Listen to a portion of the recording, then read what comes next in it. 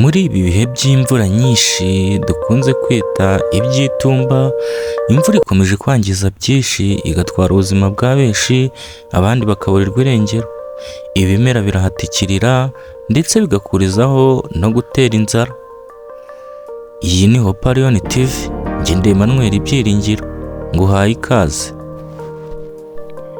Kenshi iyo wumvise ingamba zafashwe zo kurwanya ibiza ndetse n'ingaruka ziterwa n'imvura nyinshi, ushobora kumva amafaranga ashorwamo ukagira ngo nta handi ajya, ariko mu by'ukuri ubashije gusobanukirwa neza ibi bintu bibaho kandi bigira ingaruka nyinshi.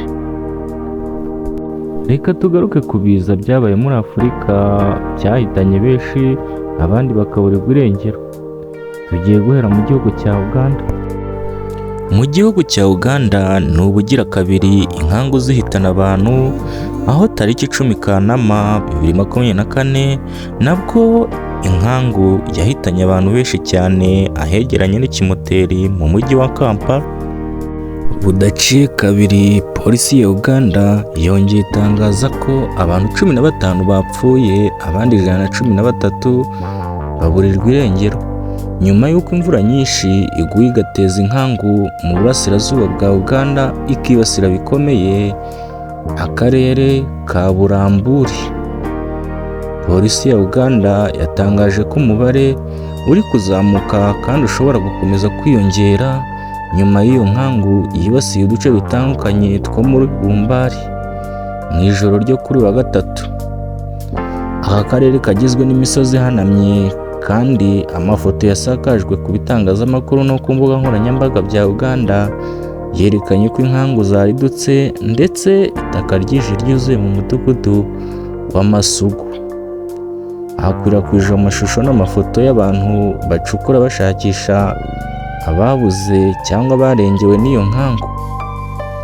Umuryango utabara imbabare muri Uganda, Uganda Red Cross Society cyangwa Croix Rouge, watangaje ko ibikorwa byo gutabara bikomeje, ariko umubare w'abapfuye ushobora kwiyongera. Umuyobozi w'akarere ka Buramburi Fahela Mupalanyi yatangarije ibiro ntaramakuru by'Abafaransa AFP ko abapfuye ari 30 kandi harimo n'abana. Yagize ati, twabuze abantu bagera kuri 30 kandi ubu bamaze kuboneka imirambo 6 irimo n'umwana muto. Urebye ubukana bw'ibyabaye ndetse n'imiryango yibasiwe, iri kutubwira ko hari abantu benshi baburiwe irengero kuko barengewe n'ibitaka.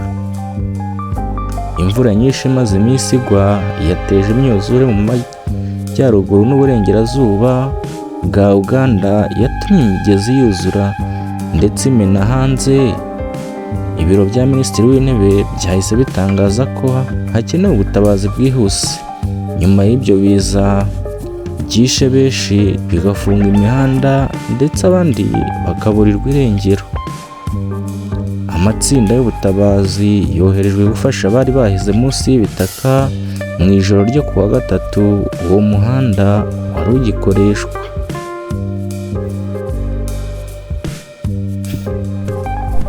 Si muri Uganda gusa, kuko hari n'ibindi bihugu byinshi muri Afurika byagiye bihura n'ibiza bitandukanye ndetse bigahitana benshi.